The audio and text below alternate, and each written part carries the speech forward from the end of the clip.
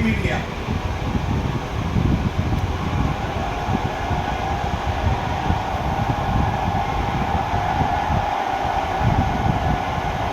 India defending champions హోదాతోటి బరిలో కట్టు పెట్టారంటే మరోసారి టైటిల్ గెలిచారు. మొదటి టీం వాళ్ళ హోమ్. Of course, వాళ్ళే డిఫెండింగ్ ఛాంపియన్స్ అవ్వచ్చు కూడా గెలవడం, వాళ్ళే మూడోసారి కూడా గెలవడం. దాంతో ఇండియా ఫైనల్ గా ఏ ప్రయాణం అయితే మొదలు పెట్టారో 2024లో ఆ వరల్డ్ కప్ గెలిచిన తర్వాత అది ఒక్కరికి వచ్చిందని చెప్పుకోవచ్చు. ఆ గమ్యాన్ని చేరుకున్నారు. ఈ సైకిల్ ని కూడా పూర్తిగా డామినేట్ చేశారు. ఆ వరల్డ్ కప్ నుంచి ఈ వరల్డ్ కప్ మధ్య ఉన్న పైరాటల్స్ అన్ని కూడా గెలిచారు.